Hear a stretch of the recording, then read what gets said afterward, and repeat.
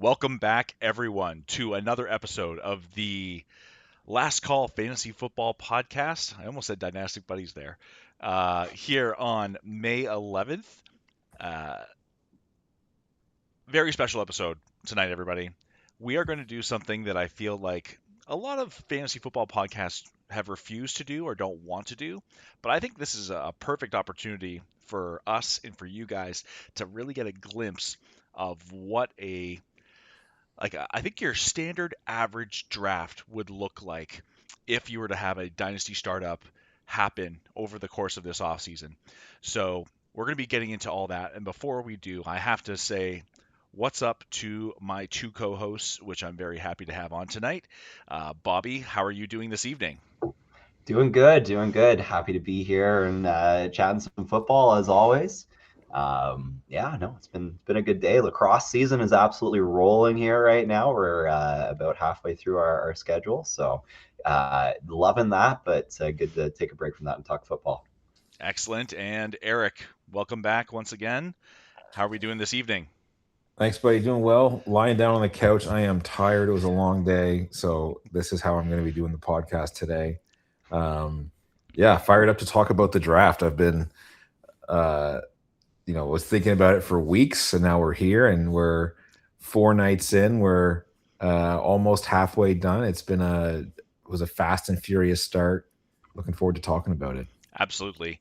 So, just to reiterate, everybody, we are going to be going through our slow draft for our dynasty startup is still ongoing, but we've gotten through the meat of it. We're into just filling up our rosters now, our backups, filling out a couple of spots here and there. But we're going to get into our favorite picks. You know, what are we surprised by in this particular draft? And I think this could be really insightful because I think our draft specifically does give a good spectrum of the casual fan, the really intense guys, the trade happy people, the guys who like to sit and pick. So this is going to be a really good one. Um, with all that said, I think it's time to get it cracking. How we doing tonight, everybody? Cheers. Oh, I didn't bring a beer again. This guy.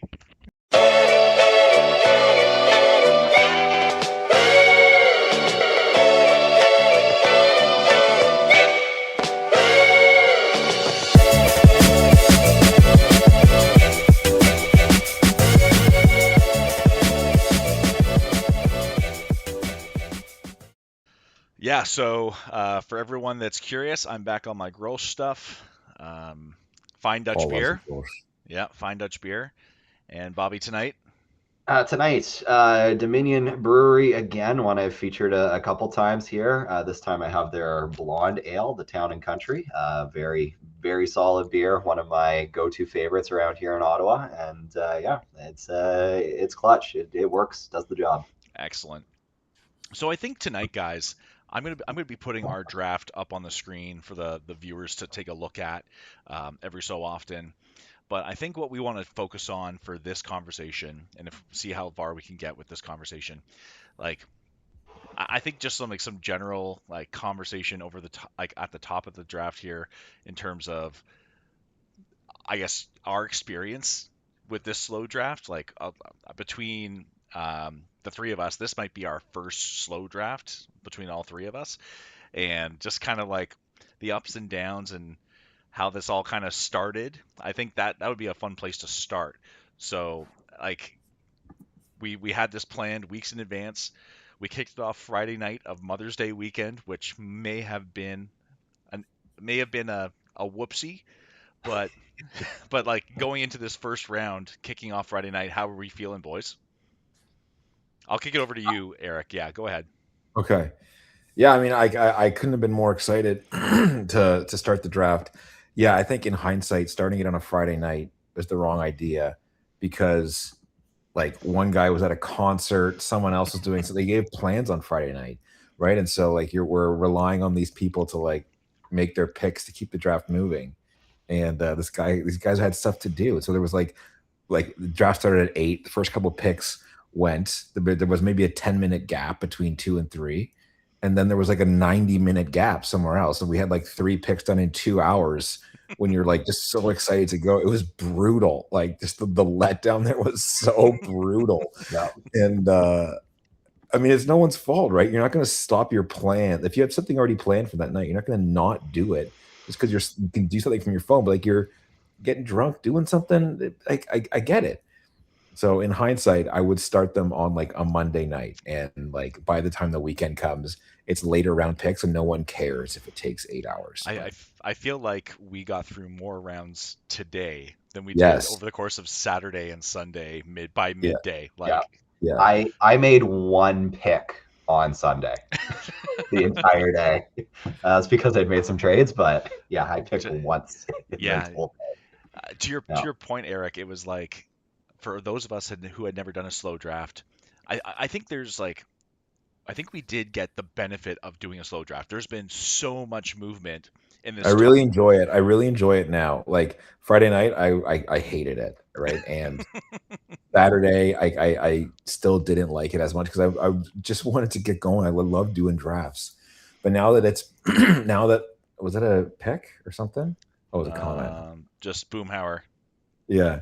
Um, but now that it's been a few days, right? And there was like, um, like I was busy doing stuff too, right? Like you have the time to make trades. I'm a real big slow draft proponent now. Like Yeah. I see it, I get it. Like I like it.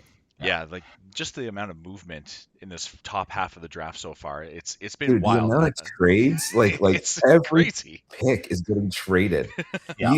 You, Paul, haven't like the first one of your own picks that you drafted was in the ninth round. Like you traded every single one. But you still had the same number of picks. You were just picking at different spots in the whole draft, which is like something you'd never be able to do like real time in a draft, like a regular draft. Um, and that ability, like the best at our league in doing that is the flatliners. I felt like, right, you get to pick players at like all ends of the spectrum across like the snake. So historically you might read some like ADP stuff. Oh, I'm picking fifth, right? I gotta like look at where guys are going to be there. But if you're all over the map, you can get anybody, Yeah. right? And I think the flatliners traded down more than he traded up. So I looked the other day, he's got like, as opposed to having like 6 future round picks, he's got like 10. Yeah, And so like he still has the same number. He still has picked the same number of players as us, but he has 4 extra draft picks like in the first and second round of the next 2 years. Like he's done a phenomenal it's not job. bad. Not bad. It's going to be really interesting to see our rookie draft next year because flatliners, Mama Phil, Mama Phil, Kevin. Dynamclees. I'm not sure how you're supposed to pronounce I that don't know handle. either. Dynamics. Dynamics. Okay, there you go. I immediately went to Greek Greek. Roman pronunciation, but anyway, yeah, there's going to be a lot of people that are going to be drafting a lot in the rookie drafts in next year and the year after. So Yeah. Flatliners if you before the have- draft, like a couple days before, the Flatliners offered me a 2028 first round pick for the 7th in this draft. And immediately I was like, whoa, like that seems like a really bad trade for him and a good trade for me. And then I looked at who I wanted, and I had Parker Washington like penciled in as my 7th round pick. I was like, hey, I'm not skipping out on Parker. We can talk about him later. So I said, like, because this is 2 years out, I'll give you my 8th. And he said, sure.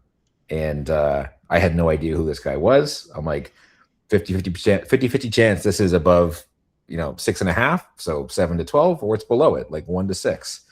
But the guy turns out to be like, I think he's awesome, right? So that's going to be like a 10th, 11th, 12th pick a couple of years from now. He's been a very savvy Yeah, drafter so far, and yeah, like I've told this to both of you. Everyone's team looks really good in May, and it's going to be a matter of like how things shake out when the season kicks yeah, off. But I think this is really interesting, and I think you're right, Edward. Had the time to be able to look ahead and say, do I like my options in this middle section of the draft? And I did not. And for better or worse, we'll see how it shakes out. I've tried to end up on the turns. polls.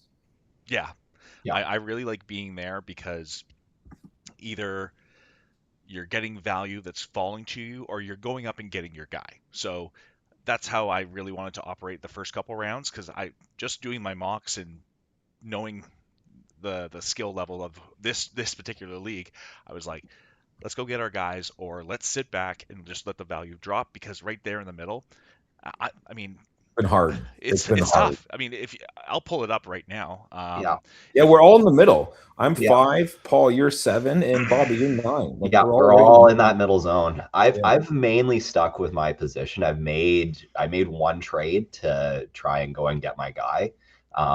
But I have found I've gotten sniped a lot. There's been a lot of cases where I've had guys in the queue and like really thought that they would wheel to me and they just did not. So yeah, that's the struggle of being in these more middle positions. I'm just gonna like I have the draft up on my screen, guys. I know you can't see it right now, but just I've looking been at flipping back and forth. So I can't even see it on the chat. Okay. So I'm just gonna keep flipping back and forth. yeah. Yeah. So I'm just looking at my draft slot and the players that went there.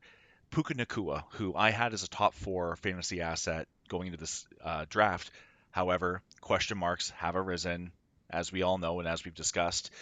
Would I feel more confident about having Puka Nakua than Jameer Gibbs? No. That's why I traded up to get Jameer Gibbs. Brock Bowers, the first tight But end. you traded up before. You traded Yeah, up like before the draft had even started. very true. And I guess to your point, We got you got given the gift from the gods that James Cook went 3rd. fair. But like to your point, if would I have been happy with Jeremiah Love or Justin Jefferson or CeeDee Lamb over a Jameer Gibbs? I mean, I think I told you guys I would have been happy and content with JSN, but like that wouldn't have happened, I don't think. So Puka Nakua was in my slot. Brock Bowers, the first tight end, which I think is fair to take at the 206. Colston, like it's all these like it's more risky or less established players that went in my slot specifically. Brock Bowers, Colston Loveland, Mekhi Lemon, Marvin Harrison Jr., Tucker Kraft. That's the first 6 rounds of where I would have been drafting, and I I did not feel comfortable in that slot, and that's why I think for the first handful of rounds here, I did decide to move up or back.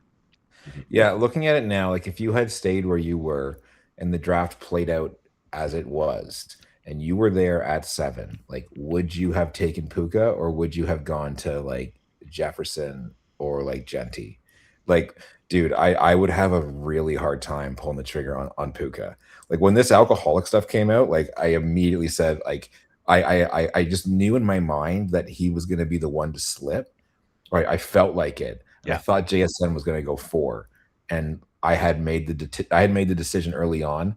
I'm not taking Puka. I'm taking Jeremiah Love, like guys with his draft pedigree, guys with his like production, his athleticism, like don't miss. And I know technically it's early in a dynasty draft, but like he probably would have gone at like 7th or 8th. Um, anyways, Yeah, do I you, wasn't expecting him to be available to me at 9. yeah. Like, yeah. do you guys remember when I asked? I guess do you guys remember when I suggested that Jeremiah Love should be a first round pick, and everyone kind of like maybe the No, no, back no. end On or our thing, I agreed with you. I was like, okay, yeah, we can go it's back and look at it. We yeah. can go back and rewatch it. I did So say I that. maybe him Todd a little bit. I'm just risk averse for running backs that early. fair. Okay, so you know what? Let's get into some like bit more detailed conversation. Otherwise, we can just break down every pick of this draft. Why don't Um, we do that? Why don't we do like each 3 of us walk through the decisions we made, right? And yeah, so why don't we start with you, Bobby? sorry, Eric. I'm going to just quickly throw the draft back up so people can see how the first round did break down. I'm just going to list it out. We don't have to talk about it. I just want to list it out, and then we can get into that 100%. Okay. Okay, so the way ours unfolded, everybody, was Bijan Robinson 101, Jamar Chase 102, and then a wild card thrown into our mix here. We went James Cook 103 to Jack Patterson, who I have to assume is a Buffalo Bills fan. He's actually an Eagles fan, but So he must have some you think very highly of Cook. I think I don't yeah. I don't see that he pick, wanted to right? get Like him. I don't like James Cook is not bad and he's not old, right? Like could you have justified taking James Cook at the end of the first round? I think you definitely could have. So this guy took him like obviously much earlier than the end of the first round, but he of all like the top quote unquote top running backs, like he plays on the best team, arguably, right? hmm And he uh Led the league in rushing last year. huge touchdown upside, like can catch passes. Like I don't hate the pick, but with like Dynasty, like there's, or we've been hearing and reading that there's like a consistent top four and top five. So anytime that gets like mixed up, it's like exciting, right? Yeah. And it's fun. So I was very happy after I traded up to make sure I got him. I did end up getting Jameer Gibbs. Inward, I guess I'll just quickly say Jameer Gibbs, very happy with the situation. They invested in the offensive line this offseason with the draft and free agency. They shipped out David Montgomery for a draft pick, and it seems to be like Jameer Gibbs. Like nobody has scored more touchdowns than Jameer Gibbs in his first 4 years. So I'm very happy with him at the 104. Do you want to talk about your pick, Eric, at 105 with Jeremiah Love? Sure, yeah. I touched on it briefly there. I had I had decided I wasn't going to take Puka like pretty early on once I had like if he had fallen to me. If he was taken then, if he had gone in the top 3 or in the top 4, like it would have been JSN or Jeremiah Love. And I kept running through scenarios like if I start running back, what happens? If I start receiver, what happens? I'm a huge receiver guy. But if I had every time I had walked through it, if I had started receiver, it was going to be very hard for me to get a running back that like I really liked. And even though I love having a top alpha receiver, I would have hated having that top alpha receiver and then rolling out my RB1 of like I don't know, like Judkins or something like that, right? And so I decided to uh, switch it up and thought like I'm never gonna have a chance to get a player like Jeremiah Love ever. Like whoever is gonna draft him is like never gonna trade him. And like a player of that caliber, you have to luck into or have to get the 101 in just that specific draft year. Like I'd never be able to get a player like Jeremiah Love if I didn't draft him here. And so that was my decision. So let me ask you this. How closely do you put him to Bijan Robinson in terms of talent? And how closely do you put him next to Bijan Robinson in terms of environment around him? I mean, I think as a prospect, Bijan was a better prospect, but like not by much. And I think like they're clearly in like the upper echelon of prospects compared to like other first round running backs, like a Hampton, like a Jadarian Price. Um, it's funny in terms of environment, like, yeah, he had the same running mate, Tyler Algier, right? That's interesting. Um, I think Jeremiah Love's going to a better team, right? I think what's been overlooked with Arizona is that like the coach, Mike LaFleur, was like the offensive coordinator for the Rams for 3 years, right? Obviously, his brother is like Matt LaFleur. So yeah, he's not calling plays. It's the other guy, Nathaniel Hackett. But this guy's gonna have his like fingerprints all over the team. And they took him third overall. And like I'd said earlier, players with that draft capital, with his production score in college, like with his production, with his athleticism, like they just do not miss. Like they can get injured, right? That would obviously affect their career, but as long as he doesn't get hurt, like he's going to be like a top 10 running back like many times in his career. Yep. We've talked about this in the past episodes. Any comments, Bobby? I 100% agree. Had I been higher up, I may have considered it. I'll talk about my preferences in the first round here in a second, but Okay, perfect. yeah, no, I love the pick, and your point that you made about not being able to get a player like this, I think that holds true actually for a lot of these players that we're drafting in the first round of this draft. They just are not available outside of the first round of a startup, and so you want to make sure that you get the kind of guy that you want to build your team around for the next however many years this runs for. Certainly. All right. So Jeremiah Love goes 105 as we just discussed. Jackson Smith and Jigba 106, which maybe some people would see as a bit of a slide. Puka Nacua 107, maybe a little bit of a slide there to the flatliners. But hey, he's already back at camp, it sounds like. My cousin Adrian takes Justin Jefferson, and Bobby, I will leave it to you to comment on CeeDee Lamb at the 109. So my preference for building a team is to have an alpha stud wide receiver that I can construct around. And I debated who I wanted to take at this slot. because Malik Neighbors, who I also think very highly of, was also available there and ended up going the pick just after me. Spoiler. But I think the reason I lean to Lamb is just there's an amount of certainty there. There's an amount that we know there. We know what Dallas is going to look like. I generally speaking like the direction that Dallas is going in right now. He's got Dak Prescott, who's throwing the ball to him, and we know the connection that's there. George Pickens is a factor, but in games where both of them were on the field, Lamb is still the guy, and he still gets the majority of the targets, and he still produces. So I know what the situation is now, and Pickens might not be there after next year. Who knows, right? I see a lot of certainty with Lamb going forward, and this is a guy that, when things are going well for him, is capable of being wide receiver number one and putting up not just like top wide receiver seasons, but top fantasy all-time production when he's going. So there's huge upside there, and there's a safe floor there, in my opinion, as well. So That's that's why. music to your ears, Eric. Mm-hmm. I'm a big CeeDee Lamb guy. In our other league, I have it's a keeper league, 3 players. My keepers are CD, Jefferson, and Neighbors. So I fully agree with building around elite receivers. But in that league, right, only 3 players get cut per team. So in the draft, in the first round of the draft, there's always a ton of good running backs, and like I can do that there. Mm-hmm. And the way I mocked it myself, I couldn't have done that here. But yeah, like starting with JSN and then if I was able to get a good running back in the second, that would have been my goal. But yeah, I love the pick, man. I'm a huge CD guy. All right, flipping over back to the draft. It rounded out with Malik Neighbors 110. I mean, talent through the roof. Injury concerns for this season still on the table. Amon-Ra St. Brown, I would say this is a significant fall from where he should be going. I mean, he's done nothing but finish as the wide receiver 3 or 4 each of his last 4 seasons, so riddle me that. But great value to Melissa at the 111. And then my cousin-in-law, I'll say, Kevin, uh, rounds out the first round with Ashton Genty at the 112.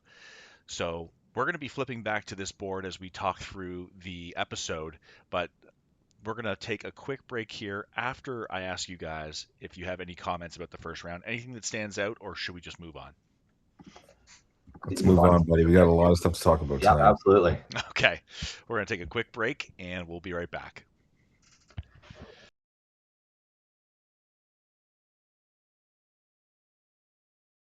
Everybody, we are back, and we are going to dive into a bit more opinionated pieces when it comes to this draft.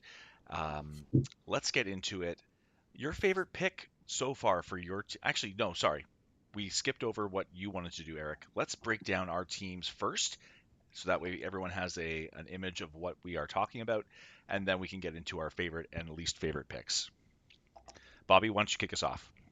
Okay, so just pulling my roster up here, and I'll go pick by pick here with this, or at least try to. So CeeDee Lamb, first round. Second round, Christian McCaffrey.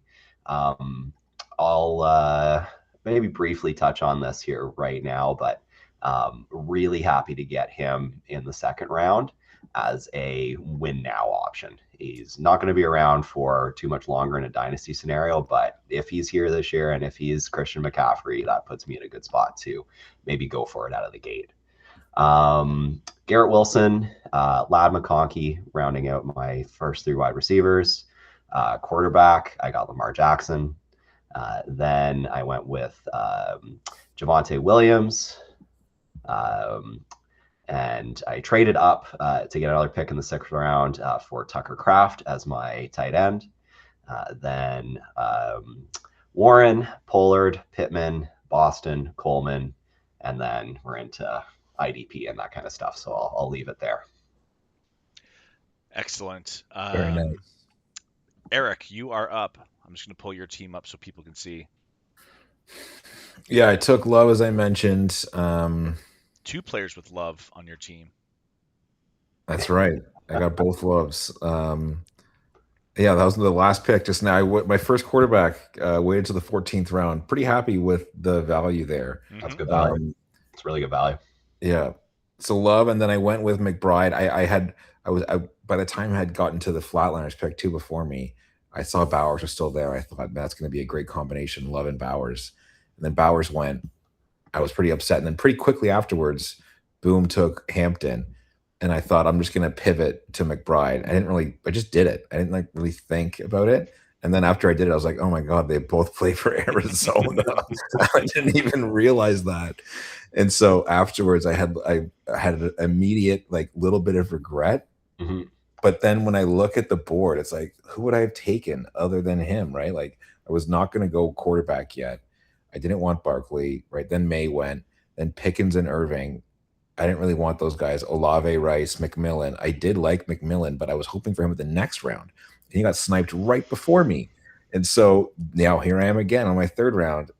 Like once again, the guy I wanted went right before by the same damn guy, Flatliners. And I looked at it and I still don't have a receiver. I desperately want one. But I thought I don't want to take Nico here. I don't want to take Garrett Wilson here.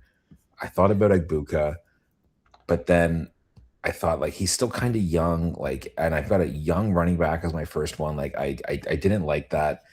And then then like we were chatting about it, or Paul, you had mentioned the group chat, like the value on Ken Walker, and like and then it hit me. It's like, yeah, like this is some deep value on him. Like he's got immense TD upside. When you look at like the running backs taken, so he was 1, 2, 3, 4, 5, 6, 7, 8, 9, 10, 11. He was number 13 taken. He's only 25 years old, playing in the best offense in the like one of the best teams in the league, with the best running back they've ever had.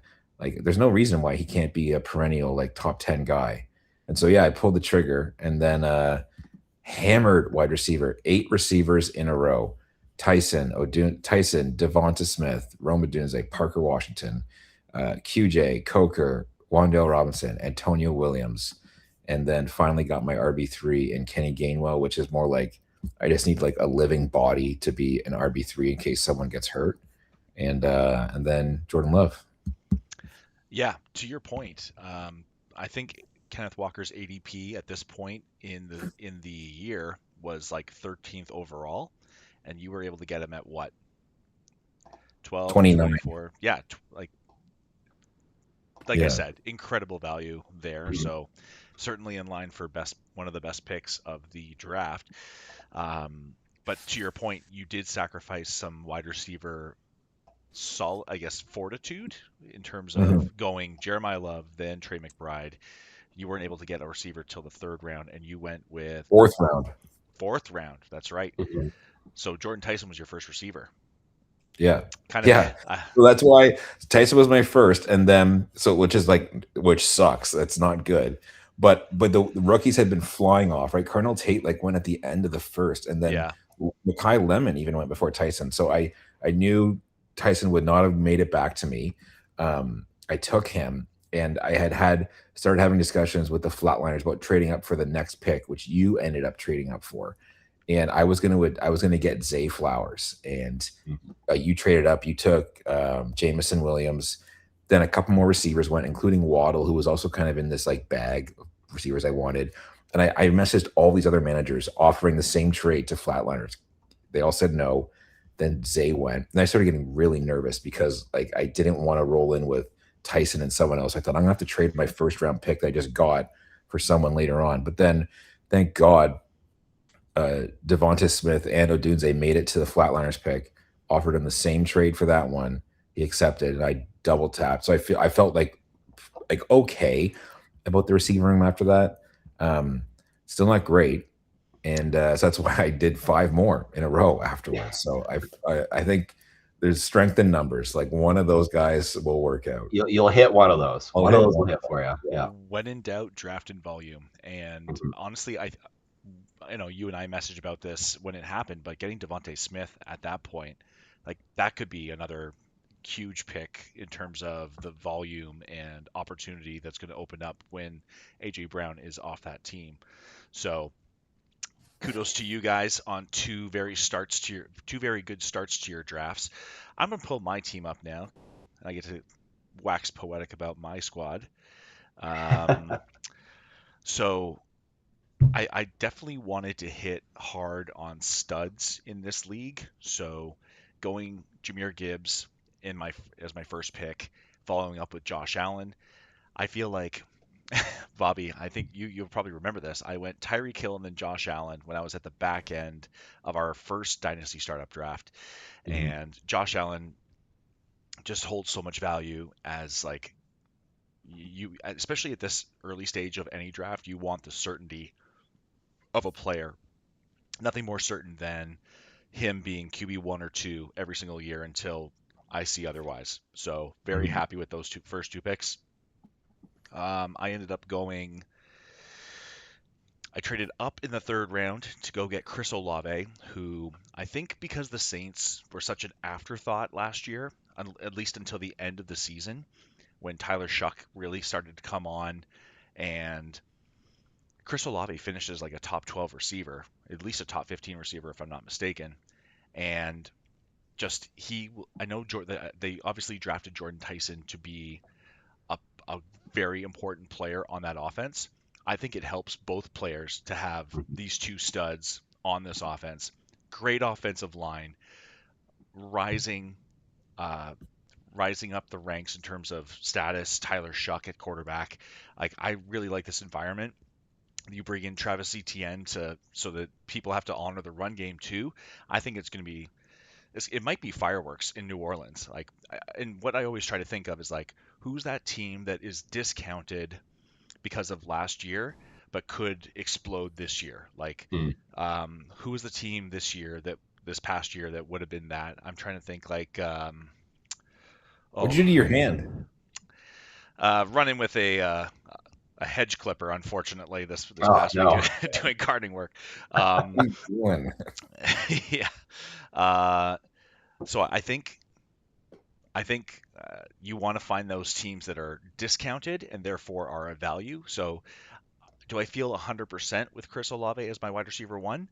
Not exactly, but I am confident that he has the talent and they're going to invest in him soon. The one theme I try to really follow with my first couple rounds is like guys that are into their second contract but still young, and guys that are they have a track record of these big performances. So following up him with Jameson Williams at 409. Um, did I have a fifth round pick? I did not. 611, I went Christian Watson. He's going to be my candidate No, for. no, buddy, 6.1, Cam Scatabo. Oh yes, my mistake. But he So Let's doesn't even talk know about his that own one, shall we? team. Doesn't even know his own team. I was just excited to talk about Christian Watson, who I'm very excited about as the wide receiver one in a less crowded space in Green Bay. I was actually upset that you took Jordan Love, Eric, because I would have liked him as my QB2 to maybe do a bit of a stack there, but that's all right. But you just picked two players ago. Like it's the 14th round. Like if you don't want I know. Jordan Love I now, like when do you want him? well, I don't. I can wait on quarterback. I have Josh Allen. Um, Fair. I got Terry McLaurin. Josh Downs is in the 9-7 spot. I'm really confident in Josh Downs this year. I know you guys will say that I'm a big believer in Josh Downs, but the fact that he is now in like he'll probably play in two wide receiver sets. He'll play on the outside potentially, and there's just volume galore available. And then, I mean, on my bench, I've got Khalil Shakir, Rico Dowdle, Jalen McMillan, Jalen Naylor, Chris Bell, who I'm very excited about, and J.K. Dobbins is my fourth running back. So, very excited about how that has all shaken out for me. Let's get into the conversation now. Your favorite pick, Bobby, so far? Of my own. Yes. Or Um, if you want to talk about someone else's team, go for it. okay. Well, I'll be selfish here.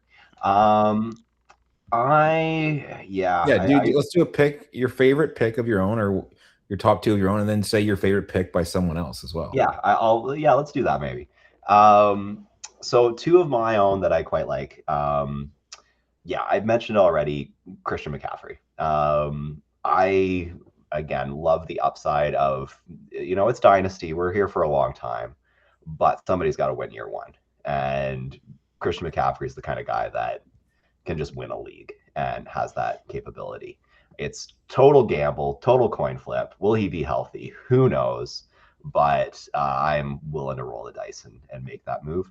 I was kind of queuing up in that pick. I was wanted to get my RB1 in the second round, and had they been available, I would have taken a Devon Achan there, for instance, or a Jordan Nice, right or before you. Taylor there. I was hoping that one of those guys would slide to me, but with those guys going off the board, I was very happy to just pull the trigger on Christian McCaffrey and say, you know what, we're going to roll the dice and go for it. So yeah, I quite like that pick. Eric, yourself. Yeah, I mean,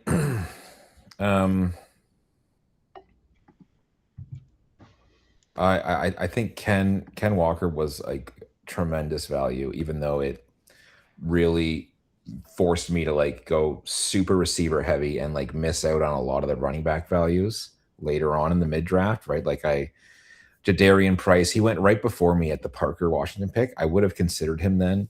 I didn't, obviously, because I didn't have a chance to. But even if I did, I probably still would have gone to Parker. Yeah, Devonta Smith in the mid fifth. Like, I think by the time the season starts, like in those like weekend before the NFL season starts, he'll be like a third round pick for sure. He's only 27. He was a former first rounder. He's awesome, right? And he's performed incredibly well when like AJ has been playing. So to get him there, I'm pretty stoked about that. Jalen Coker in the 10th, I thought was good. Like I was like very concerned he would go like in the 9th. To your point about like big time performances, dude, Parker Washington and Jalen Coker, games that mattered the most. Go click them, see how they played in the playoffs last year. Games that mattered the most. Technically, the wide receiver twos on their team after Tet McMillan and the fucking garbage of BT, whoever in Jacksonville, dude, in the playoffs, they each put up like 28 fantasy points. Like those guys came to play when it mattered. Their quarterbacks haven't changed. They both have number one overall quarterbacks, Trevor Lawrence, Bryce Young. Offensive coordinators say the exact same. Coaches say the exact same. You don't think they're going to remember those performances? Like these guys are the number one receivers in their offense, like for sure. Coker's going to ascend over McMillan. Coker was a guy that I earmarked when he went as an undrafted free agent to the Panthers, and I had to drop him at some point because he was hurt or otherwise. But he's always been he's been like that candle lit in the window for me for a long time, just because he's underrated because he's undrafted, but like you said, he just goes out and puts up good performances. He's a good wide receiver. He's a good player, man. Yeah. Same with Parker. Parker was a late round pick. But man, I love those guys. Those late round grinders who have like forced their way. They're Yeah, hungry. they want to go out there and get it. Yeah, like and like these guys like know what it takes to like grind and perform. Hungry dogs eat faster. Yeah, and like, dude, I got Wan'Dale Robinson on my team. It's like 5'6". But you talk about young players. He's like 25 on his second contract, $70 million with his old coach. Another first overall pick quarterback. Like, yes, he's got the Tate who's there, but like, there's no reason why Wan'Dale can't get another 8. He finished like 16th overall in receivers. I had him very much queued in that round to pick. Yeah. That was a pretty good value too. Like he was at the top of the wide receiver queue for like 2 rounds. Yeah.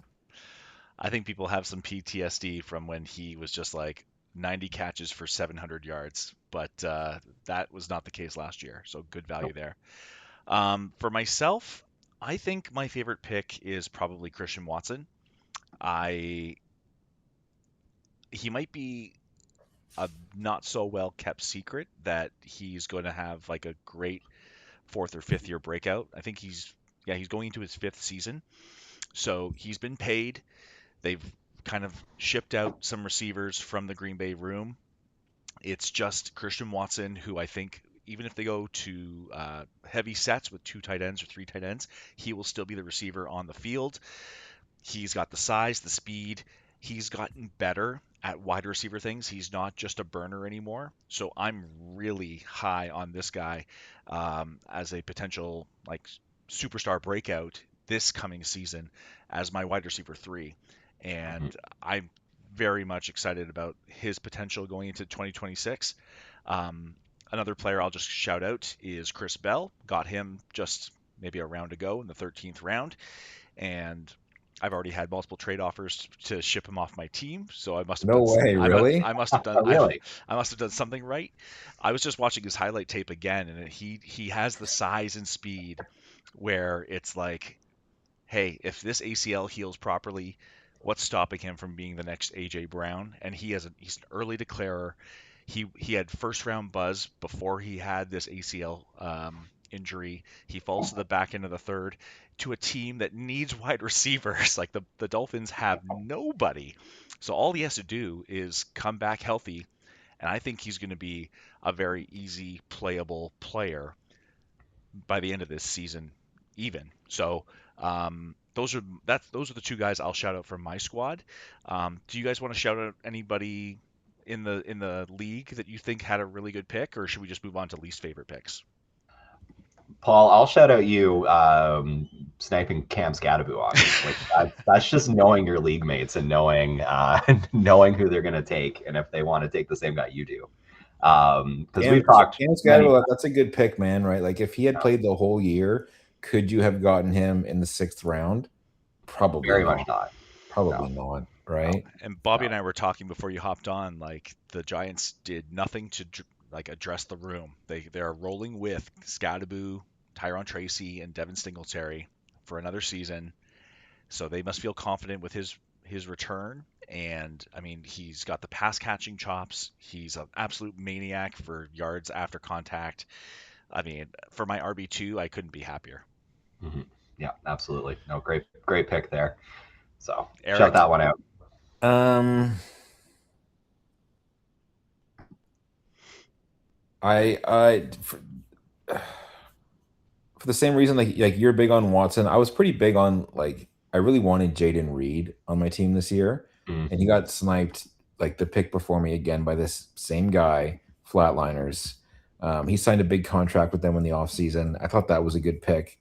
Um, and I also right I also wanted Golden, who went one. I debated. I took Wandale over him. I thought maybe I could have slipped him back around. He went right after me and boom. That was a good pick. Um, who else was really good that I thought? well, while you're looking, I'll just shout out Kevin. I really liked his 3-4 turn there, where he got Josh Jacobs and then followed up with Luther Burden. Um, Mm. I don't agree with Man, all. he traded away picks 5, 6, 7, and 8. Right. I This is the guy I texted you about. Like, I'm concerned this guy's going to be so bad. He's going to want to leave the league. We have to do this again in 2 years. That's so my worry. so I messaged him. I was like, "Hey man, love that turn that you just picked at." And I haven't agreed with a lot of his draft strategy, but I did agree with that turn specifically. Anything else, you guys, or should we get into least favorites? Um, we can do yeah, Yeah, we can let's we do can his do least favorites. favorites. Okay, so I'm going to start with you this time, Eric. Least favorite pick that you have made so far. Kenny Gainwell, man. As soon as I did it, like I thought, what a stupid pick. Like I did it. I still didn't have a running back 3, and I was concerned that like someone might get hurt, and so I thought I need a guy who I know is like just gonna play and like absorb snaps and get carries and targets. And I looked at who was available, and Kenny seemed like that guy. But as soon as I did that, I thought, what a losing strategy. Like, don't think like that. Like, what a wasted pick. Um, I mean, that's my 13th round pick. Like, so it's not like I messed up an earlier one. Um, and I spoke already about McBride also being in Arizona, but like of the people that went between him and my next one, I didn't really want any of them. And then all the other ones, I think I actually did a quite a good job. Um, Potentially the only one that I could, or potentially the only one that I would have changed would have been QJ, But the guy who I wanted in that area was Michael Wilson, right? And I had thought the same thing. Like I liked him, but that's a third Arizona pass catcher, and like I cannot do that. In terms of worst picks from other people, um, the Flatliners. I told you how he traded me a first round pick for my eighth. Dude, he took a linebacker with that pick. So he traded a first round pick for a linebacker. Like that is such a negative EV trade. Like that's an awful decision. And then anyone else taking linebacker, taking defensive players, like in the single digit rounds, like give your head a shake. Yeah, I think the lack of experience from some of these players is certainly starting to shine through now, Love it. Love where it. where multiple defenders are being taken. They're taking. Someone has like two defensive linemen. I know Melissa does. I I think told it's her. Melissa. Yeah, Yeah. I was like, congrats on having two really good defensive linemen. You only have And only play one of three. them. She only has three receivers right now. I'm like, Yeah, so I got the top linebacker on my board in the 13th round there you Yeah. go. Like after all of these I'm other telling you right defensive now, players I'm have not going taken. to draft a single defensive player. I'm going to draft 30 offensive players. And then the day before week one starts, I'm cutting four of them for defensive players. And I'm still going to perform at league average on the defensive side. It's certainly a strategy. All right, Mhm. Bobby, what do you have on for your maybe picks that you're less hyped about? Less hyped about. Yeah, I that Warren pick in the 8th round was one that I was just kind of unexcited about. I maybe should have considered trading that pick. Part of it maybe too is the fact that I had traded my 7th round pick away to move up for a second 6th round pick, which I used to get Tucker Kraft for all the reasons we've talked about hyping up Green Bay wide receivers this year. I wanted to make sure that Tucker Kraft was my tight end on my team, and very happy to get him. But I sat. Tucker's solid. Tucker's the last of that like really good tier. I mean, Yeah, like yeah, he's coming off of an injury, but like that's the guy you like take a bet on, right? yeah, And I had He him in my league. Yeah, Tucker's great. he was probably Green Bay's best weapon until he got hurt. yeah. Yeah. No, he And was. yeah, and as a Green Bay fan too, I'm just doubly excited to be able to cheer for him as well, right? Yeah, So yeah, I sat all day waiting on this pick. And then there was just nobody I was excited about. And I ended up going with Warren, who I don't mind, but he feels just very very safe, He's very just like Gainwell, like it's the same thing, right? Just like a warm body, like yeah, just just a fulfilling a body. spot. And Yeah. I took him too because having taken CMC, I wanted the insurance. I wanted to have a safe body around that. Okay, if something does happen to CMC, who can I plug in? And I think maybe I shouldn't have been thinking that way. I should have been thinking more upside, more win, rather than how do I hedge. But pick is what it is, and we'll see what happens. especially when I got the actual RB1 and Rico Dowdle a couple rounds later. Wow. I didn't want to message you. I'm like, Bobby will find out in good time, but I'm pretty Yeah, sure we'll see. We'll see. We'll we'll see. see. We'll see. But yeah, that's one. Yeah, I was gonna say the same thing inward as you in terms of picks. I like the least. Yeah, any of the defensive players going early.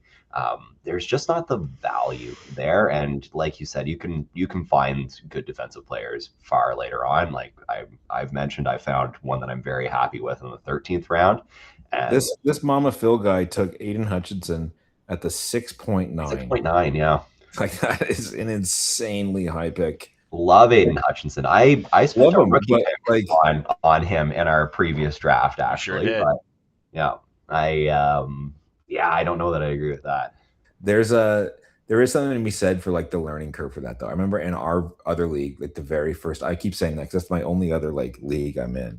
Um, the very first time we added IDP, Paul, I don't know if you remember this. Remember like Kurt took who was the Patrick Willis? He took Patrick Willis in the second round because like he looked at like the total number of points in the year prior, and like no one took a defensive player for like many more rounds. And Kurt was like, I really fucked up there. I've made a Like, huge mistake. yeah, he was expecting, I guess, like people to start taking like defensive players like in like tandem with offensive ones. That just didn't happen, right? And like those guys get cut in like week 3 on these teams. Like a lot of these Check. guys that they're taking out are going to get cut. check your league settings, everybody. Yeah. That is the lesson here. Yeah, and I think, yeah, check your league settings, and also like the advice online for IDP is no good for your league. No. Flat out, in all Yeah. cases, it's never good for your league because the settings are so different. And like when you look up, IDP rankings or whatever it happens to be, you're gonna get there's people out there that played like just IDP and are strange that way and just do defensive players. And so they'll have a full roster of them. And yeah, that works very differently than what we're doing here. So yeah, it does not compare. Absolutely agree there. In terms of my least favorite pick, I'm going to scroll through here. I mean, honestly, it's hard for me to. I kind of like my whole team, but if I'm being honest, I think taking Josh. This is going to sound blasphemous, but I think taking Josh Allen might be my regret because I end up missing out on. Actually, I mean, no, I don't like look at the next players that went. I mean, so Inward, you and I are both really high on Tet McMillan. I was debating Tet McMillan there at the 209. I thought that would have been rich, and I'm just like, I'll take the number one quarterback. Um, so I don't regret that pick. Like looking at the players that went after, I'm very happy there. I mean, it just depends on how you want to like build your team, right? Yeah, Like you picked only 5 after that with Olave, right? So like switch it out. If you took Olave in the second and Allen in the third, would you have been happy with that? no, actually, that's a good point because the fact that I had to trade up to get Chris Olave, I gave up assets and value to make sure I had the receiver that I wanted. So maybe that does hold true because if I because I Consider it a trade up for Josh Allen, then, right? exactly. So if I take Josh Allen, I feel like I have to give up more to make sure I end up with a receiver I really want and like.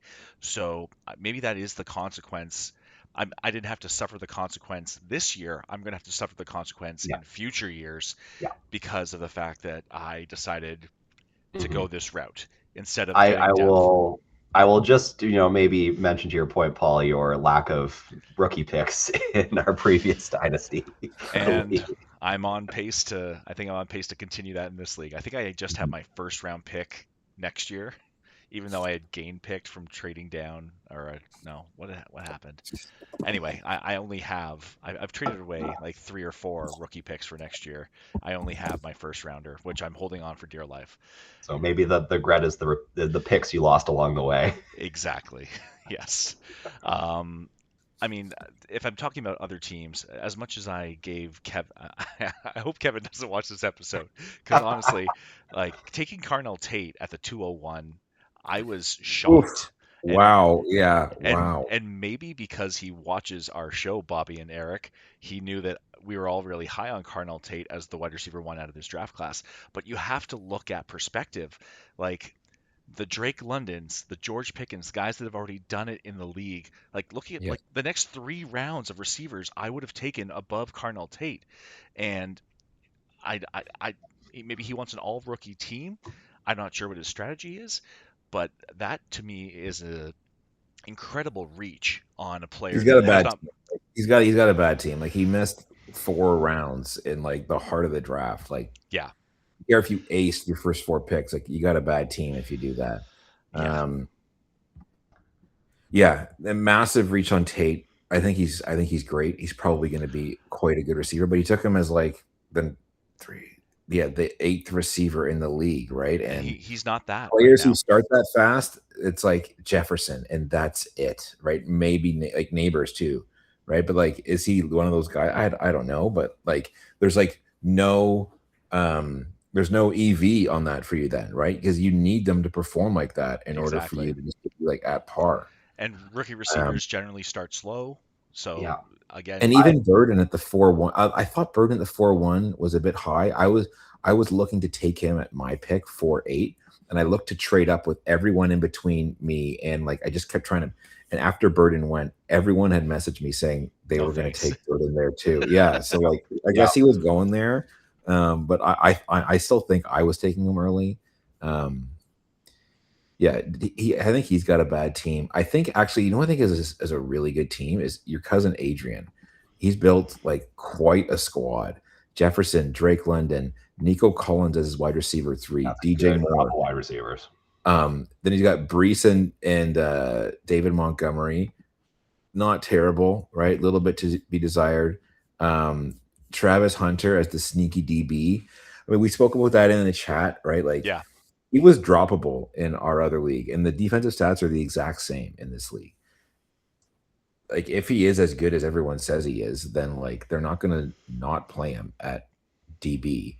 And the Jags are so deep at receiver, it makes it easier to play him at DB because like they don't really need him as much maybe. yeah. Um, and the more he plays, the greater chance of injury, right? Like imagine asking a guy to play 60 snaps a game, like most receivers, and then asking that guy, actually jokes. We need you to play 100 snaps a 100 game. snaps, casual. Yeah, let's like he's gonna get higher chance of getting worn down and It just happened. He did his knee in practice after yeah, practicing like both ways. the idea of playing a receiver in the DB spot is like It's it's very fun. enticing. It's very enticing, but Such a cheat code if it works, if it but works, how yeah. often is it going to work for you, right? I think he has a really good team. I think the Flatliners has a good team. Although he's taken, three defensive players so far, so that's but he's got a lot of picks to trade, like, in the future, like You next know what? season. Let's save power rankings of our league for a future episode once the draft's done. Now, there's still a lot of drafting to be Lots of done here. draft to So, go. yeah, Okay, yeah. awesome. So two quick questions to like round us out here, boys. Um, has anything surprised you in this draft? Like we've all been in lots of fantasy football drafts now. Has anything like jumped out to you as a surprise based on your knowledge of drafts and like the fact that I feel like we are in a very atypical kind of draft? Yeah. Um, I think the atypical has contributed to it, but the amount of trading has been a huge and pleasant surprise to me. I've really enjoyed this. Yeah, And I think, we do have an on average very knowledgeable league here too, it seems. So people have been able to take the time to trade and maneuver and go and get their guys or trade back for value has been something that I've been very pleasantly surprised at. It's been a lot of fun. I've had a blast with this. yeah. Eric, are you dealing with a trade right now? No, I'm just messaging the group. I'm saying let's give those kids a few spoons of Tylenol and Let's get these kids to bed and get going. yeah, like come on. Anything as a surprise to you, Eric? Yeah, Bobby, the amount of trading has been like incredible. I have only had one trade, and like I've tried many times. Well, that's one thing that's kind of annoyed me. A lot of these people like haven't responded to me. Like I'd send them a message like a couple times, following up, and like they haven't even read it.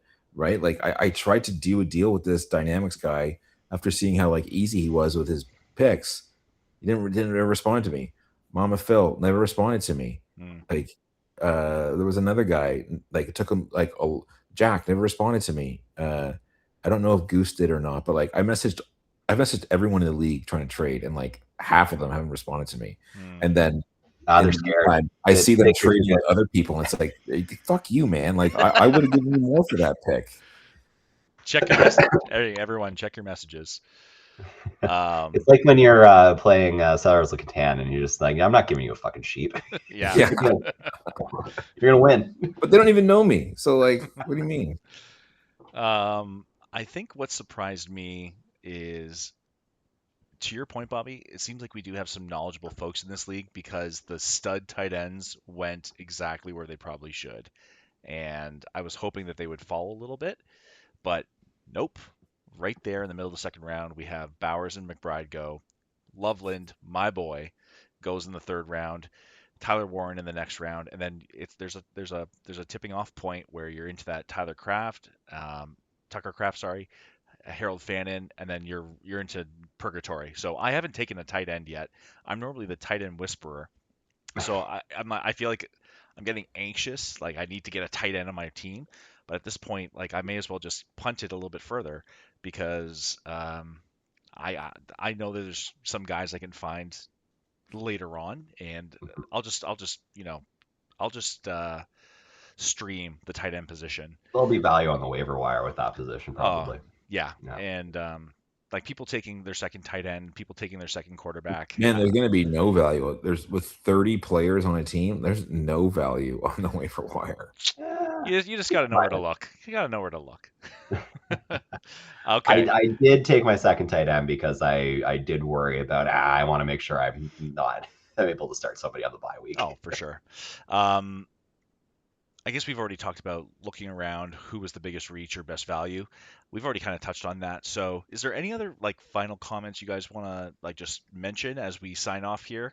Like, are we Yeah, having a good time? flatliners, make your pick, man. Like, let's get this going.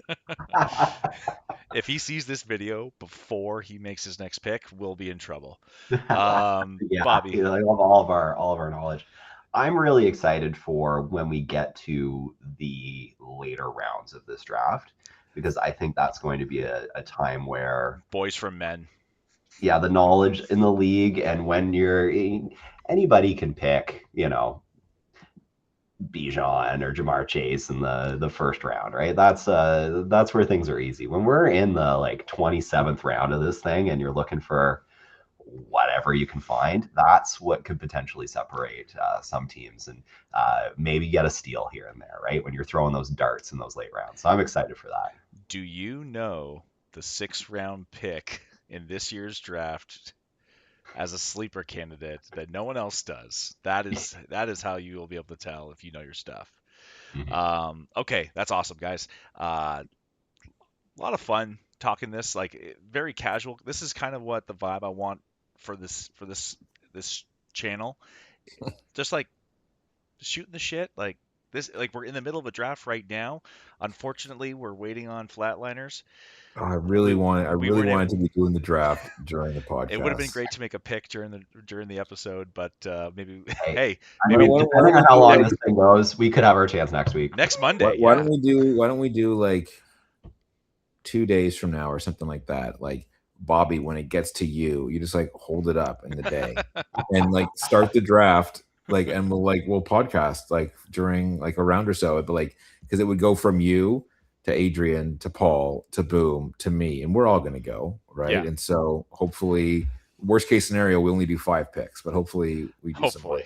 Or no, your end of the draft is longer, so maybe even I hold it up when it comes back to me, and we can get through that from me all the way to the end, and then back to me. Let's see how timing works out on How that the front. timing works. If it works out. Um, Excellent. Okay, boys, I wish you good luck with the rest of the draft as we continue to march through it. And thank you, everybody, for staying tuned and watching all the way to the end. Like and subscribe if you haven't already. If you're enjoying this kind of stuff, we're going to do more of it all off season long as we get closer and closer to the kickoff of the NFL season. Thank you, everyone. We'll see you next Tuesday. Peace.